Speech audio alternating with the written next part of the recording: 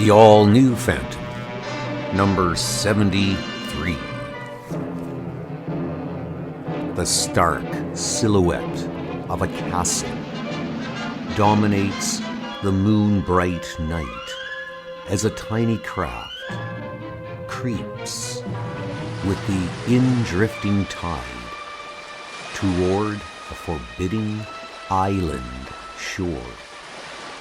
The secret ways of his coming are standard procedure for this cold-blooded assassin. His profession is murder. He is called the Torch. But there is another who stalks in the shadows of night. He is called the Phantom.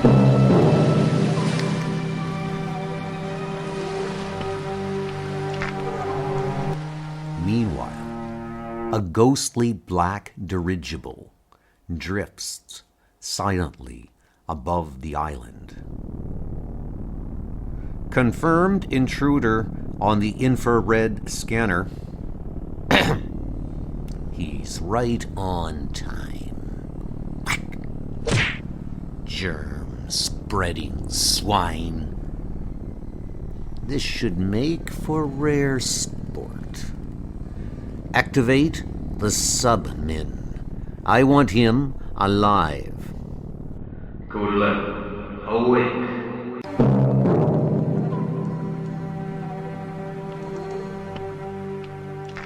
In a dark dungeon, beneath the castle, seemingly lifeless forms stir, stretching petrified muscles. The blank-eyed creatures stagger to their feet, then rush eagerly to carry out the coded commands of their master. The Phantom hears the uproar of their approach and manages to remain out of sight. But the Torch is surrounded by a totally unexpected reception committee. Stay back, or I'll fry your ugly hides.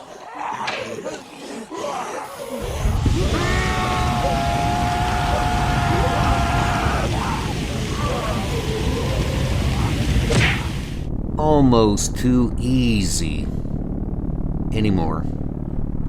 That flamethrower would be a real threat in most situations. Pilot, prepare to moor the dirigible. After witnessing the capture of the Torch, the Phantom moves cat-like through the jungle to the base of the towering castle walls. Trailing this villain across Africa to determine his employer has been fruitless. Now a new mystery presents itself. Their defenses must be extremely sophisticated, or else he was expected. I'll have to be cautious. But I've got to get to the bottom of this. Looks quiet enough. Sentry dogs. They'll arouse the whole castle. The dogs, not attacking. They're herding me right into a trap door.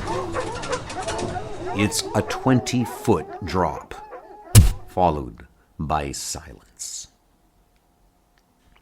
Having just made his way unsteadily from the airship into his castle, the gaunt octogenarian snaps orders to underlings at the first alarms of his dogs, then naps peacefully for several hours before shuffling out through vast hallways into the courtyard to reward them.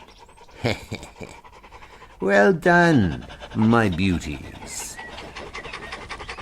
Should have suspected the Torch might have an accomplice. He's Curiously garbed, you say, Prim? Masked as well, Master Raven. Quite ferocious looking. We've drugged him, awaiting your instructions.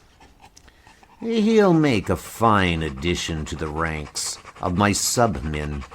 Take him to the lab and instruct Hans and Fritz to fit him with the control band. And the torch, sir, he's being detained in the Great Hall. It's time for my herb tea. Have him brought to the dining room to join me.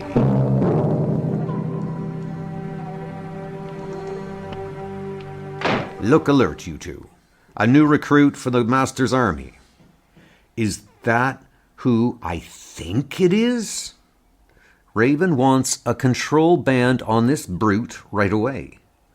Well, that's not just anybody, Prim. Don't you know who he is? The Phantom has been feigning unconsciousness for some time. As he is carried past the operating table, his hand lightly brushes an instrument tray. I don't like this, Hans. I don't believe any of the legends about him, but I don't want to do an implant on him either. Well, let's play a hand to see who gets the honor. Oh, you're elected, Fritz. He'll hold for a few minutes. I need a drink. Herbal tea, my own recipe. It's added years to my life. May I offer you a cup? I'd rather have a good cigar. You were hired to kill me by Dr. Never. But how did you know? Why should I tell you that? Instead, you will tell me how many more phantoms you have up your sleeve. Phantoms? There's only one phantom. He's a dangerous man. I've nullified that danger. He too is my prisoner. Well, naturally, you intend to kill me. Naturally. On second thought, I will have a cup of tea. In awe of their captive, the two discredited doctors stall for time. Precious time in which the Phantom tries to sever his bonds with an awkwardly held scalpel. Okay. I'll do it now if you won't shut up about it. Are you going to cooperate? Or would you prefer to join your colleague on the floor? No, I'll do anything you say. You're going to take me to Raven. I don't know where he is, but I can reach him on the intercom. Do it. Tell him you must see him, that you will come to him. All call for Master Raven. This is Hans. I must talk to you at once. All call. You idiot. I'm in the armory and quite busy. I'll be in my den in an hour. See me then. We'll see him now. In the armory. It's called a ballista torch. An ancient weapon, but remarkably effective. Made this replica myself. Just one of my hobbies. The triggered mechanism is unfinished, but I'm so eager to test it, I simply can't wait. It's anchored by that steel cable. The blowtorch is a fitting touch, don't you think? This opens to a balcony above the armory. Get lost, Hans. If you get in my way, I'll have to hurt you. Got it? Got it. That shaft will impale him in seconds. It's cold-blooded murder. I've got to stop it, if I can. Hey! Oof! Grab a weapon. fight for your life. Summon the submen! Death to the torch! Death to the phantom!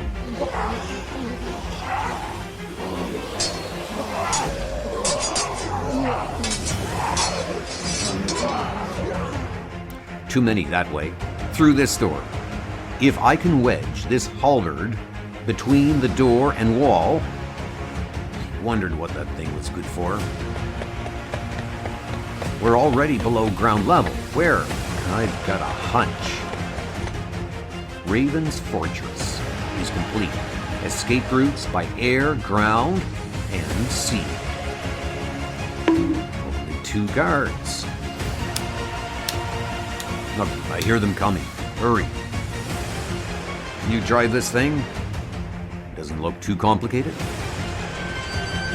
The gates slide open, and the rocket-powered craft thunders out toward the open sea.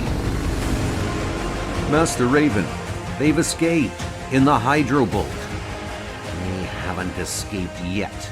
They're still within range of a tracker missile. You risked your life to save me. Why? I'm saving you for the law. You'll be returned to Bengali to face trial for arson and murder. Go away, Phantom. You'll never take me back.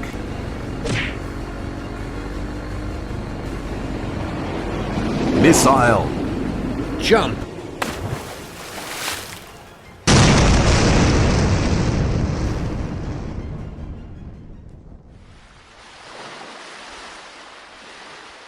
Mainland's only about 2 miles.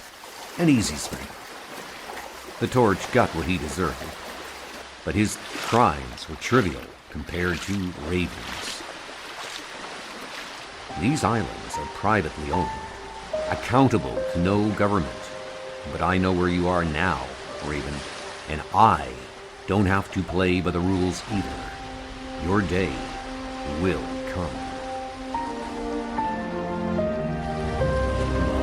Back. I've got a score to settle with both of you.